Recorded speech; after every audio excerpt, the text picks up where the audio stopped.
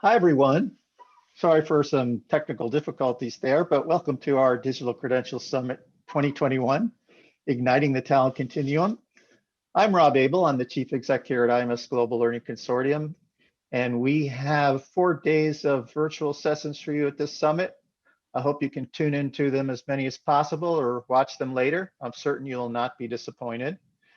It's with great pleasure that I here have the chance to facilitate and moderate this keynote panel on leadership perspectives on high value applications of digital credentials.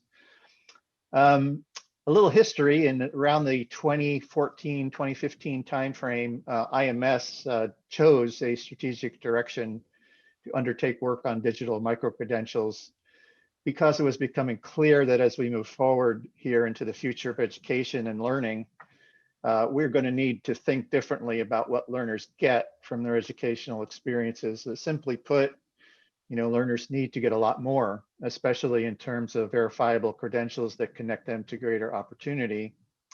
So now here we are in 2021. We are beyond the point of wondering if digital credentials will play an important role in the future of education and learning. Rather, the key issue, I think, for institutions, employers, and product or service providers is really kind of what their focus should be as they evolve into this new future. So typically, the best place to focus is where value is created in a newer industry or newer technology. So we've constructed our panel of experts here to span representation from higher ed, institutions, ed tech product providers, and leaders in customer relationship, talent management, and employment systems. So without further ado, let me say hi to each of our panelists one by one. Our first panelist is Marnie Baker-Stein, who's the Provost and Chief Academic Officer at Western Governors University. Hi, Marnie. How are you doing today? Great. Thanks for having me.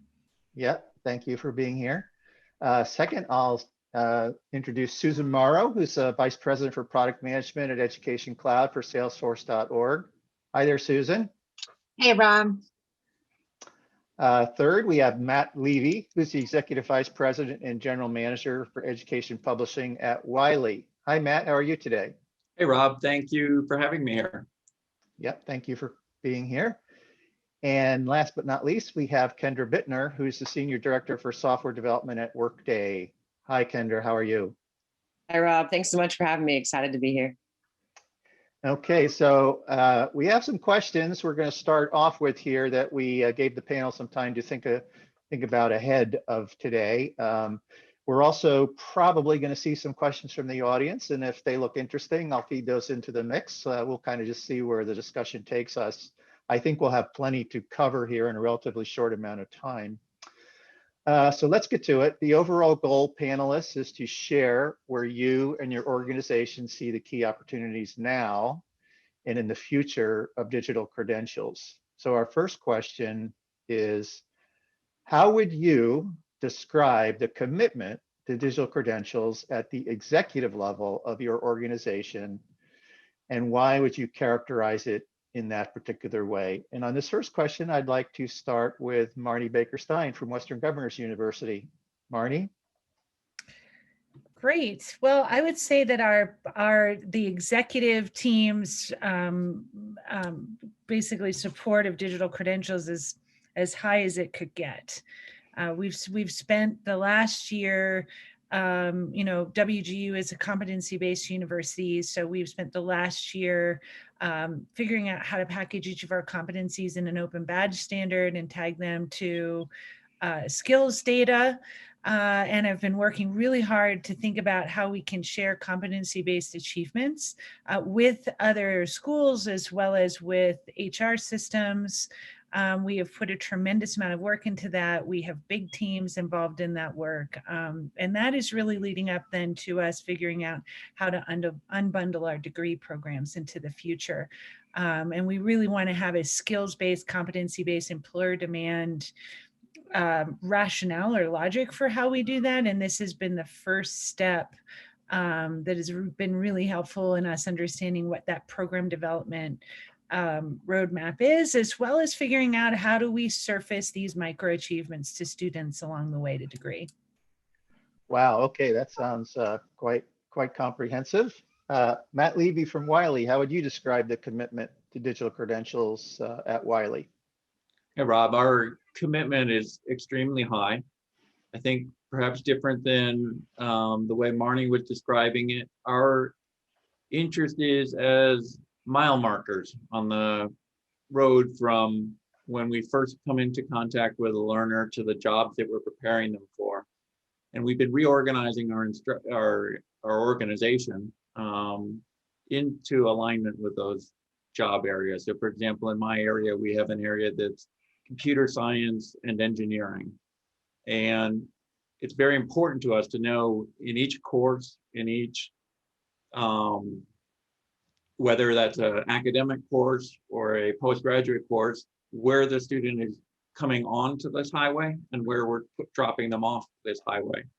Because there are, as you said in your introduction, there's a continuum here to career advancement, and that's what we're entirely focused on. Okay, very interesting, Matt. Susan Morrow, salesforce.org. How would you describe the commitment to digital credentials at the executive level in your organization? Salesforce has very broad support for digital credentials, including presentation by our CEO, Mark Benioff, about the relationship between credentials and workforce development. So our company priorities around digital credentials cover a number of areas. First, it's about workforce and employment, including those who train on Salesforce. Now, I work on the education cloud, and we manage an education data architecture that blends the world of educational institutions with the Salesforce platform. So we are frequently looking at issues related to digital credentials.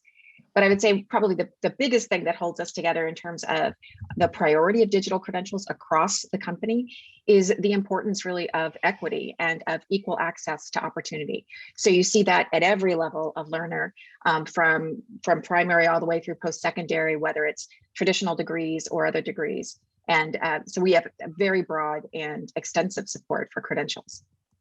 Okay, thank you, Susan. Kendra Bittner from Workday, you're going to get the cleanup role on this first question on the commitment to digital credentials at the executive level at Workday. That's perfect. Thanks, Rob. It's so great to hear that there's so much commitment across the board from others. Workday is really, really deeply committed to digital credentials. We've been spending the last couple of years building out some great applications toward that goal. Workday is really the leading provider of enterprise cloud applications for finance and HR. And for our customers, we're the core system of record for all of their HR data, and we've digitized processes around onboarding, recruiting, compliance, for a community of over 39 million workers. And while our solutions are really best in class for managing the workforce that our customers have today of full-time employees, that workforce is really becoming more dynamic, more fluid than ever before. And as that workforce changes, we need to change with it. Digital credentials is really a core part of the strategy to help meet the needs of this changing workforce. So when we talk about extended workforce, what we're really talking about is all of the folks that companies need to interact with on a daily basis that aren't necessarily their full-time employees. These are recruiting candidates, folks that are just coming out of university looking for their first jobs. These are extended learners who are need to access content in multiple different tenants and potentially get certified against that learning content. These are our contingent workers and gig workers, suppliers and partner communities, even alumni. And so what we've been working on for the last couple of years, we've built out the Workday Credentials platform and our way to web and mobile applications. And these are really leveraging digital credentials to form part of a trusted global and portable identity that can be used as folks transition from students to their first jobs, to their side gigs, to graduate schools, throughout their entire career and even into retirement. So this global identity really allows individuals to control their own data. This includes their learner records or transcripts, their certifications, et cetera. And beyond just controlling that data, they can leverage this data to then access the systems that they need, those mission critical resources for their jobs. Our customers actually are going to be receiving these. The great thing for our customers is they receive these trusted credentials that an end user has chosen to share. And most importantly, they have the ability to manage what these end users can access based on that up-to-date training, based on that certification. Digital credentials are really the next step in supporting the new world of work. And Workday is really deeply committed to investing in the technologies to make them a reality. All right, thank you, Kendra. I'll just note here briefly, I mean, we're off to a great start. Those 4 answers gives the audience a great idea of where you're coming from. I'll just note that within that mix of items that you all, from your answers, personalized learning, very important, I guess, the ability to personalize, and this idea of the ecosystem, being able to work across some sort of ecosystem that's probably larger than what you're used to working across today. Okay, so now we're going to get a little more in depth now for each of you. The second question is, where does your organization see the focus for digital credentials work over the next 12 months? And why did you choose this area of focus? And so we are going to let Susan Morrow from salesforce.org give us the start off on this one. Susan? Sure.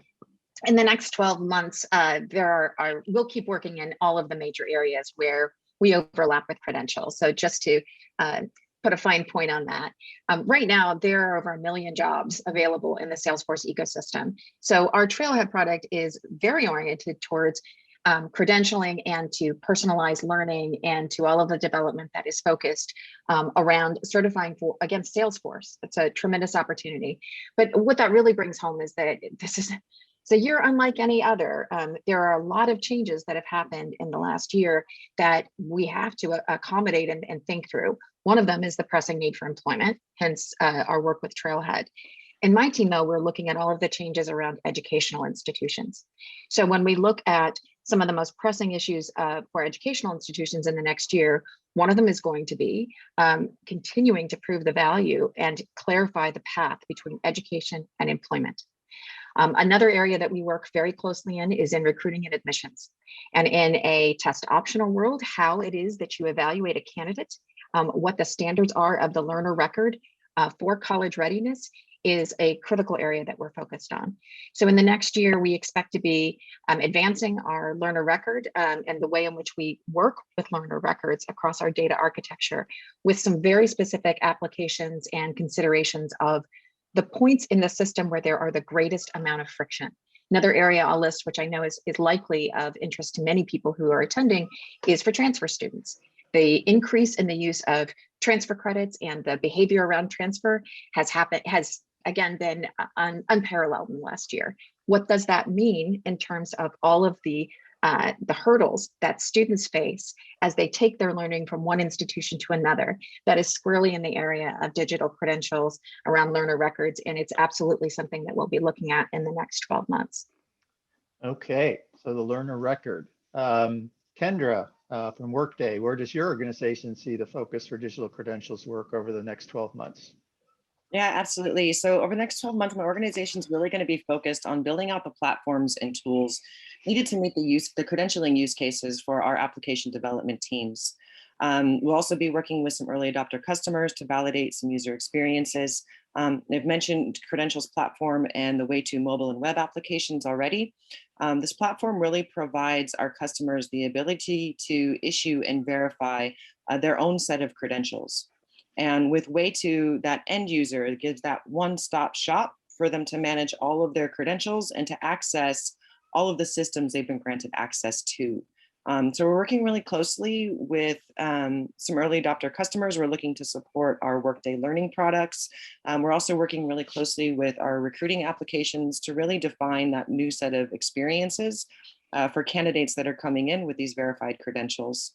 We really think that these investments will solve some of the key challenges that our customers are facing today, as well as lay some of the groundwork for future innovations that are going to be serving that extended workforce, our candidate populations, and these students as they move into the world of work.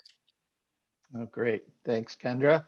Okay, Marnie, Western Governors University. What does your organization see as the focus for digital credentials over the next 12 months? You already mentioned a few things in your intro, but maybe you want to go a little deeper there. Yeah, so for us, I think it kind of splits into two pieces. The first piece is we have been working on how we can automate and make more dynamic and up-to-date our evaluation of our competencies against employer demand. So we have thousands of competencies in our, almost 70 programming areas. We want to be able to tag those to real-time marketable skills data and then understand for any given set of competencies, which we call a program, what is the marketability, what are the jobs, sectors, jobs, roles that these competencies are actually being required in order for students to get jobs in those roles, and where are those jobs geographically. So perhaps in the Northeast, those jobs are more prevalent than in the Midwest or vice versa. We want to be able to understand that about the marketability of our programs and then continuously refine those programs so that that marketability is optimized across the country. Then the second piece of that is once we are able to do that, and we now have we've created an open library of over 10,000 rich skills descriptors that are tagged to marketability data that we are now assessing against our competency library. But once we are able to do that and do it well, then what we want is that when a student earns competency, which they do all the time in any given term toward their degree or certificate program, that we can actually surface in their wallet real-time marketability data to them so they can start compassing for different jobs that may be in their area, in their region, in their zip code, or in zip codes where they want to live. So we have some prototypes of this experience that we've been surfacing to students for certain programs. We've been learning a lot about not only how to do that, but what is valuable to students. And we have a pilot in Indiana called the Indiana Achievement Wallet that we're working on with other universities in Indiana, as well as with Credential Engine and IBM and Skillful, to see how we can extend this beyond just a WGU wallet and National Student Clearinghouse also, but to a broader cross-institutional experience for students. So all of those projects are in action. They're all in prototype phase, but it's super exciting work. In the next 12 months, it's going to set us up for the future.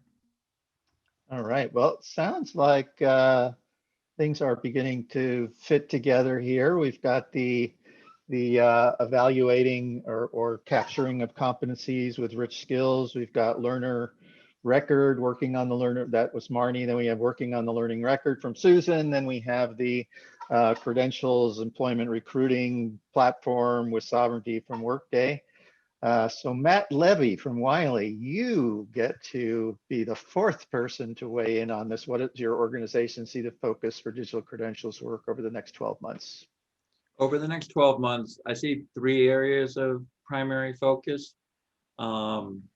Employer relevance is always critical, understanding how we embed skills that make a difference to the employers within our academic programs, and then recognizing those in some way that can be understood and interpreted by the employer.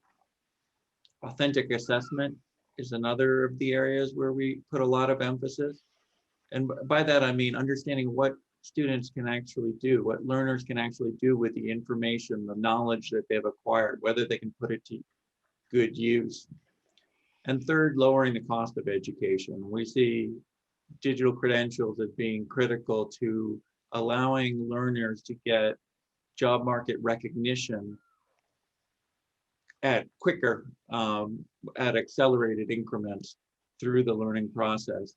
Now, an example of this, of 2 of these 3 anyhow, we've just recently announced a relationship with Southern New Hampshire University where we're helping to embed AICPA credentials into their new MBA, which will be an accelerated MBA at lower cost. So we have the lower cost accelerated MBA with job market credentials, skills credentials, and things like Excel or Tableau, things that employers find useful but aren't necessarily called out when you get your, your piece of sheepskin with MBA on it. And so helping employers to interpret these things is a critical use case of credentials. Okay. Wow. Okay. That sounds like you guys could all be collaborating together in one happy group here because you're all doing very complementary parts of the same ecosystem. At least that's what it sounds like. So let's get into question number 3 here, which is about specific product categories. Some of you have already mentioned some things, but what product categories will be highest priority to improve or invent to make the ecosystem of digital credentials effective? So in other words, we may have some products that exist today that need to be improved. There may be products that are completely missing from the ecosystem. We mentioned things like digital credentials, platforms and hubs and so forth. So maybe that's where we're going with this. I don't know. But Matt Levy, we're going to let you start off with this one. Since you're on my screen anyway, might as well go. Great. Specific areas of focus. Start with where we see the greatest skills gaps. That's how we try to address the market. That's where we see the most kind of in demand, both academic and non-academic learning programs. So we're highly focused right now in computer science, coding, software development, those areas. We have a product called ZyBooks that helps students learn how to code, used intensively in university programs right now. And the difference between this product and other products is that you actually learn how to code. It's hands-on coding, gives you kind of guidance through the path of it. And we get, the system watches you code through the course of your courses, which allows us to genuinely know the quality of coding that's going on there. That's an important area. We also look at areas of other areas of urgency. So we're really focused on understanding diversity and how we get more diverse candidate pools into places like computer science. And so creating, again, those accelerated pathways as we do out of our M3 unit, where we prepare people for careers in coding, are critical to us going forward. Okay, so you're really digging into the curriculum, as one might expect from an Yes. organization like yours. So that makes That a is lot what of sense. we do. Yeah, thanks, Matt. Thanks, Matt. Next up on this question, I have Kendra Bittner from Workday. Kendra, what product categories will be highest priority for you to improve or invent or to make the ecosystem of digital credentials effective? You said you were working on a credentials platform. Is there other pieces of the pie there? We are the platform and way to web applications.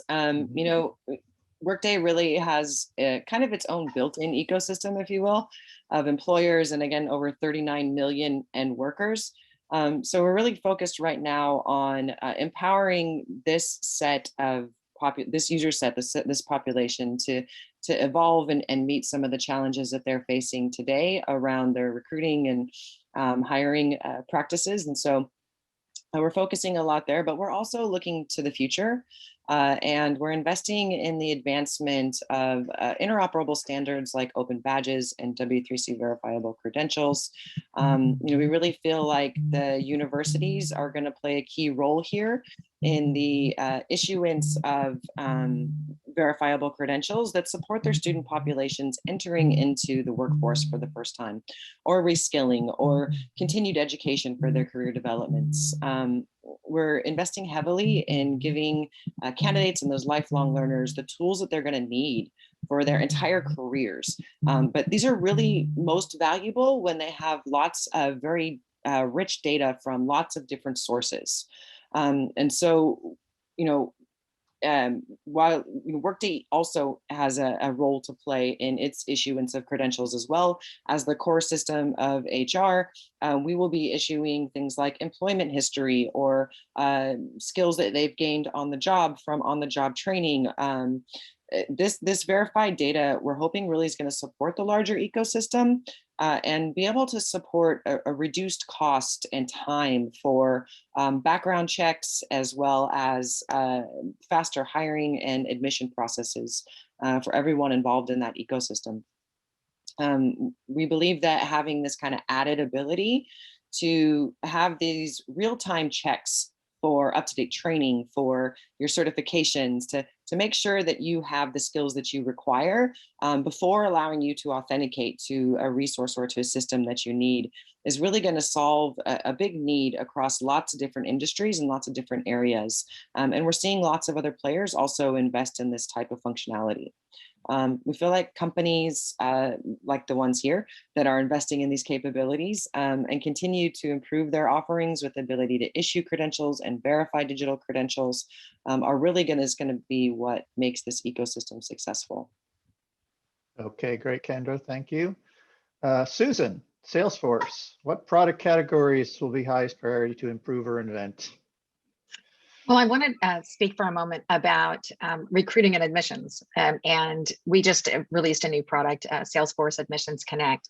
But before I go into the specifics of the product, I want to just tie together some themes that I'm hearing from the other panelists that I very much agree with, which is the importance of partnerships.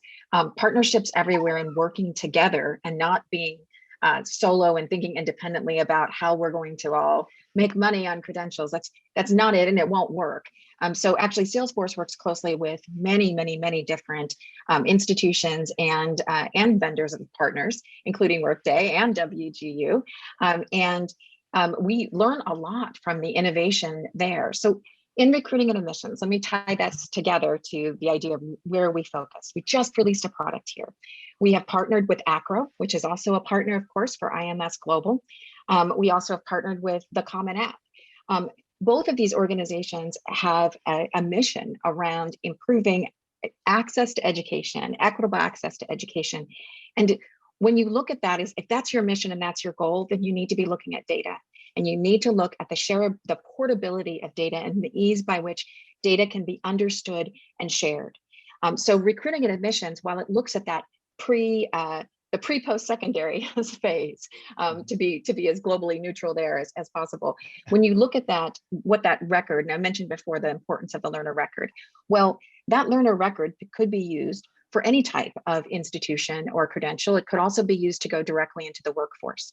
So how we describe and allow learners to present their information is incredibly important and is definitely something that we'll put a big focus on in the next 12 months, because we do believe that we are at a very pivotal time for higher education and for the challenges that learners face to be able to fulfill their goals, which often are, in fact, squarely focused on employment. So some of the skills work that Marnie talked about, that WGU has been incredibly innovative and a leader on, is very much at the heart of this. Being able to provide a full picture of a learner and give them actually the ability to direct their own future. That's what digital credentials are about. We get lost, I think, understandably, in the standards and the acronyms and all of the big things that happen, that have to happen actually for an industry standard to take hold. All of those are important, but I just want to bring back that behind that, there's a very human cost to not having a credentialing system, to not having a comprehensive learner record that is broadly adopted. And we don't ever want to lose sight of the why of what we're doing. The why of what we're doing is to enable our institutional partners like WGU, but also other vendors that work within and interoperate with our ecosystem like Workday, and all of those learners that we represent. Having a standard and really advancing where we are in digital credentials is critically important, and even more so now than ever. So I'm expecting and very much hoping that the next 12 months brings a much greater and more rapid pace around the acceleration and the adoption of credentials. Many, including IMS Global, have been working in this space for a very, very long time, which leads to a really important question of, like, why aren't we here yet? And I think I'll leave that for the group and for other panelists to speak to. But I know that, frankly, economic forces are absolutely going to force us to move more quickly, as they should. So the next 12 months, I think, is going to be very active, dynamic for everyone who is committed to credentialing, digital credentialing. All right, thank you, Susan. If we have time, I'll follow up on some of what you said there. Very interesting points that you made. Marnie, you get the last shot at this thing about the ecosystem. What are the product categories that need to be improved or invented to make the ecosystem work? Well, I'll just focus in. I mean, there's so many product categories that are part of this ecosystem, but I'll just focus in on skills, open skills data. Micro credentials or digital credentials or nano degrees or whatever they're being called, whatever nom du jour they have, are reliant on the emergence of a new currency. It can't just be, let's compare this with a degree. Like let's compare this with a credit hour, because we all know that those weren't very granular and useful and meaningful currencies anyway. They were more about the brand of the school or the brand of the degree that you were getting, and that's how employers decided whether or not you met the bar for their hiring practices. If we are going to move to micro credentials or digital credentials as a substitute or another type of credential or achievement that we're willing to use in order to hire people, then we need to establish that new currency, and that new currency is skills. And the problem with skills is that you know, everybody knows what they are and nobody knows what they are, right? There are great taxonomies out there that are open, like MZ has opened their taxonomy of skills, but of course it's very high level, like communication is a skill. Well, that breaks down, that needs to break down across sectors and roles and tasks in order for us to operationalize that and understand what it means. There are other beautiful taxonomies, like the World Economic Forum has a beautiful taxonomy of sort of 21st century skills, but it's very, very high level. So again, not operationalizable. ONET, of course, has a taxonomy for skills, also very high level and not very operationalizable. When you're thinking about, okay, what do I need to know as an educator or a higher ed institution to put programming together? What do I need to know as an employer in order to make a hiring decision? So that absence of granular skills or rich skills description is the problem that we've been working on with the Open Skills Network, which is, can we bring skills, people interested, folks, institutions interested in skills-based education, skills-based hiring together to create open skills libraries of rich skills descriptors in different areas. Open Skills Network has several pilots going on this spring that are super exciting, and I'm very hopeful and optimistic will be the start of something really big. It's been wonderful to see how many employers out there, as well as educational institutions out there, are committed to the development of open skills libraries, which are so useful for so many of us. However, miles to go. And frankly, some of the big keepers of skills, like LinkedIn, like Workday, like others, we really need, who are so close into employers, we really need those institutions to join us, because once we have access to the skills demand data that's out there, then 1,000 boats can rise, whether they are higher education institutions or whether they are employers trying to move to competency-based, skills-based hiring. 1,000 boats can rise on that data. There's lots of money to be made on top of that data. But the data itself, I think, it's a moral imperative that it is released if we really want to move the dial on social and economic mobility in this country and around the world. Okay. Quick follow-up for you, Marnie. A question came in about the skills and competencies and whether they were around a particular academic or curriculum offerings versus some other sorts of co-curricular sorts of things, or both. But also, what's occurred to me is you've got this this idea of rich skills. Is there a quick way to sort of summarize for the audience out there, what do you mean by a rich skill? Yeah, so And many times, I'll just use the word communication. Many times in a taxonomy of skills, you have a word like communication. Communication is a skill, but as you all know, there are degrees in communication. So how does that break down? So a rich skill descriptor is a more granular statement or syntax where we describe that whole family of skills under communication. And then in that rich skill descriptor, which we would then tag that communication skill to data like ONET data, like demand data, or there may be licensing or certification frameworks that skill aligns with, or there may be very specific data around role demand that skill is very specific to. So a rich skill descriptor is simply just a very specified skill statement under a family like communication. Okay. Or under a family like attack and defense in cybersecurity, or under a family like emergency response, donning and doffing under health, right? It's taking those big categories and breaking them down in ways that are meaningful and operationalizable, both to employers as well as to educational institutions who want to build programming and developmental mastery pathways on those skills, if that makes sense. Yep. And are the skills primarily, in your situation, primarily academic skills, or do they also get into areas in our keynote? Janet Mertens mentioned that one of the big gaps, in terms of what the corporations are really looking for in terms of skills are more what traditionally we've called soft skills, but you might just call 21st century skills, right? They're more like human skills. Are those part of what you guys are doing as well?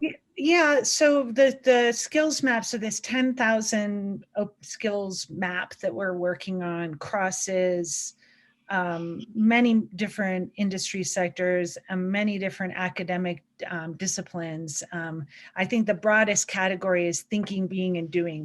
They really cover competencies and skill areas that relate to thinking, critical thinking, adaptive thinking, sense making, being, so wellness, social and emotional aspects, as well as doing, so all of the technical and professional aspects. So the skills really fall in all three categories. They are both academic and developmental, as well as professional and technical. So many people, when they hear skills, and this is another word, like badge is a controversial word, so is skills. Because a lot of academics who hear the word skill think, oh, that's technical training, that's just workforce training, that's learning how to make something, learning how to code, et cetera, et cetera. But for us, skills go way beyond that to include soft skills, 21st century skills, as well as technical and professional capabilities. I'd like to give the others, before we get to our last pre-planned question, to a chance to chime in or answer a little bit about this kind of issue that seems to be in the middle of the whole equation here. Everybody's mentioned it to some degree. We had one question specifically for Matt, which is, how do you gain employer input and acceptance into your, digital credentials in terms of the relevance and so forth? And so and Marnie addressed that in talking about, the Open Skills Network, right? Let's bring employers, let's have them share taxonomies with taxonomies that are coming from education. What are any of you have thoughts on, how do you validate? Matt, you want to give us a shot at that? Sure. We do it in essentially two main ways that occur to me at the moment anyhow.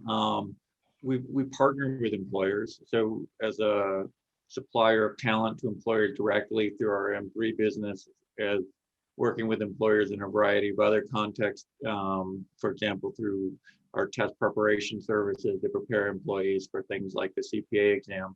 We work directly with them and they tell us. The other way that is important, and particularly important to Wiley, because we work with a lot of societies of one sort or another, professional associations. That's kind of one of our hallmarks. And so in the example I mentioned earlier, AICPA is the industry body that helps us understand what their members are looking for in specific skills. So both directly with the companies and then through the industry associations are how we get that input. Okay, great. So partnership with employers is critical. Susan or Kendra, would you like to weigh in on that issue of how we bridge that gap? Sure, I'm happy to. So Workday has been working on very similar efforts in the workforce. So we have a product called Skills Cloud that really attempts to look at skills across all the different employers that are part of the Workday ecosystem. And as we're looking at those skills, they are definitely the more operational. And how do you is an engineer one at this company the same as an engineer one at this company? What skills do they have that make them an engineer one? This type of activity to create that taxonomy across the workforce. And so we're super interested in some of the work happening with Case there to figure out how we tie these skills from Workday Skill Cloud back into the skills that they're gaining from university and really bridge that gap between on the job training and skills that you've acquired as you're working in your career with those classroom education skills and how they line up and how they help students really transition from university into the workplace with skills workplaces recognize. Okay, Susan, did you have anything you wanted to add to that? Yeah, I did. And partly I'm going to do this based on like representing a company that offers the #1 CRM in the world around the role of big companies. So when we look at employer acceptance and employer credentials, we have very large companies that have been extremely active in articulating what they need. And certainly with Trailhead, we are looking at certifying against Salesforce and jobs in Salesforce. But we will not be successful with a credentialing system that only considers large employers and that only has validity with large employers. Most people, as we know, work in smaller and medium-sized businesses, which means that we do need, exactly what Marnie was saying around having skills that are identifiable. This idea that these credentials won't matter if they can't be accepted for all types of employment. And so I'm actually quite excited with the way that, in fact, we work with Trailhead, where we have a large company and a large brand like Salesforce, and we are empowering small companies and small businesses that use our ecosystem to have a verified set of credentials against the skills that they need. I would say that that's not enough. We need more than that. I would also point to, by the way, the incredible success of boot camps in the last 5 years in terms of providing a very clear path and example for how smaller and medium-sized employers can accept credentials from non-traditional, non-vetted sources. The problem that actually, I believe there's a question right now pending around this, and that Marnie alluded to, of using a degree as a signifier to be able to get into the workforce, is a fundamental problem around access to employment. It doesn't work. So we need to see other methods of doing that. And I think boot camps are a very interesting example where there's a different adoption of every bit of this chain in terms of education to employment. It's not the only answer. It may not be the answer, but it certainly tells us something because it has been rapidly adopted and implemented and has an entire economy associated with it. Okay. Well, we're getting very short on time here. We've only got a couple of minutes left. I think we can probably go over by just a minute or two. But our last question was really about standards. IMS, of course, works a lot on standards. We have open badges, comprehensive learner record, CASE, competencies and academic standards exchange. Very quickly, maybe you get the last word here, each one on your terms of standards. What might be missing or need more proving in the market around standards? Kendra, we're going to let you take the first crack at that, but keep it short, please. I will. So Workday is really involved with the work at IMS Global. We're excited by the stuff happening with Open Badges and Badge Connect.